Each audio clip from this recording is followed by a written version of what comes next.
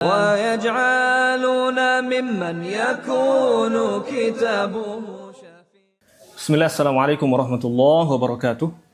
Alhamdulillah, wassalatu wassalamu ala rasulillah wa ala alihi wa ashabihi wa man walah, amma ba'd. Pada seri video keempat tentang faraid ini, kita insyaallah akan membahas tentang pembagian asobah dan juga hukum-hukumnya atau ketentuan-ketentuan yang berlaku pada asobah. Sebagaimana yang telah kita jelaskan, bahwasanya asobah adalah waris yang bagiannya itu tidak tentu. Berbeda dengan furud, yaitu bagian tertentu. 2/3, setengah, sepertiga, dan sebagainya, itu furud. Sedangkan asobah itu bagian yang tidak tentu. Nah, kita juga sudah jelaskan bahwa orang yang mengambil asobah bisa jadi dia mendapatkan 100% harta ketika tidak ada siapa-siapa. Atau dia bisa mengambil sebagian harta setelah dibagi kepada ashabul furud. Atau yang ketiga, dia bisa tidak mendapatkan harta sama sekali ketika harta tersebut sudah habis dibagi kepada ashabul furud. Secara umum pembagian asobah itu ada 3. Yang pertama, asobah bin nafs. Yang kedua, asobah bil ghair, dan yang ketiga, asobah ma'al ghair. Yang pertama, asobah bin nafs adalah orang yang mengambil asobah karena sebab dirinya sendiri, yaitu ahli waris laki-laki secara umum. Kecuali nanti ada bapak dan kakek yang dia bisa mendapatkan asobah dan juga furud. Asobah bin nafs, anggota-anggotanya yang pertama adalah ibn, kemudian ibnul ibn. Nah, di sini ana akan menuliskan sesuai dengan urutan kekuatannya. Yang dimaksud dengan urutan kekuatan adalah urutan kedekatan dengan si mayit.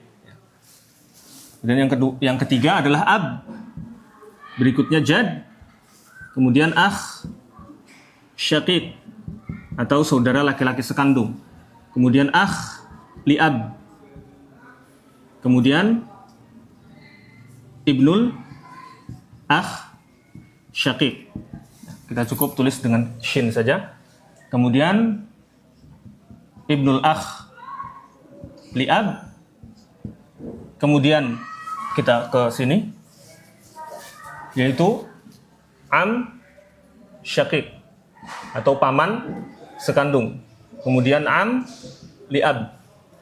Kemudian ibnul am syaqiq, ibnul am liab, dan yang terakhir adalah al-mu'tiq atau al-mu'tiqah. Nah, ini sebetulnya sudah kita urutkan sesuai dengan rankingnya. Yang pertama, kedua, ketiga, keempat, kelima, keenam, ketujuh, kedelapan, kesembilan, kesepuluh, kesebelas, kedua belas, dan ke-13. Mengapa kita urutkan sesuai dengan rankingnya? Karena ini berkaitan dengan ketentuan asobah bin nafs itu sendiri. Yaitu, apabila ada seseorang yang hendak mewarisi, tapi ada orang yang lebih dekat dengan si mayit, maka dia akan terhalang. Contohnya misalnya, ada seorang mayit meninggal dan meninggalkan ibnul ibn, cucu laki-laki dari anak laki-laki. Dan juga ada akh syaqiq. Nah, dikarenakan ibnul ibn ini, cucu ini lebih dekat, dia di peringkat kedua, maka dialah yang mewarisi asobah. Kita simbolkan dengan ain. Sedangkan akh syaqiq tidak mendapatkan harta.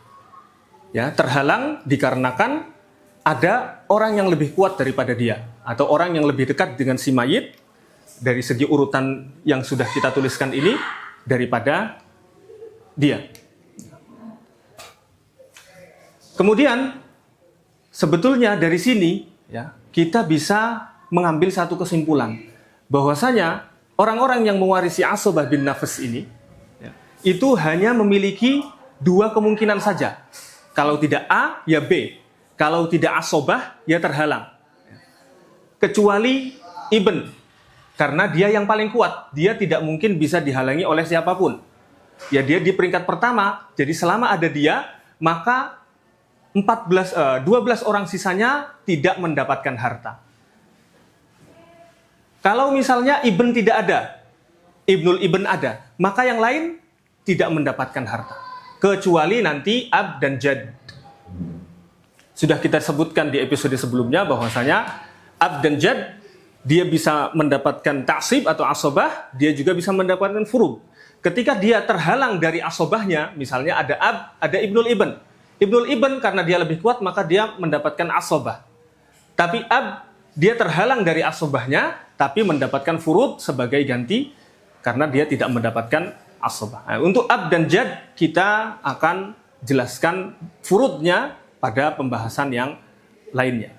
Tapi di sini kita sudah mendapatkan satu kesimpulan terlebih dahulu bahwasanya 11 orang ya atau 12 jika ditambah al-mu'tiqah di sini itu hanya memiliki 2 kemungkinan saja, antara dia mendapatkan asobah atau terhalang.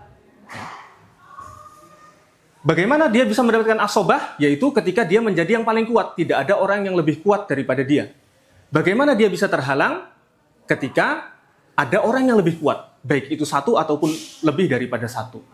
Kita ambil contoh sekali lagi. Misalnya, seorang mayit meninggalkan hanya 2 orang saja. Akh syaqiq dan akh li'ab. Maka kita bisa simpulkan bahwa akh syaqiq karena dia lebih kuat, maka dia mendapatkan asobah.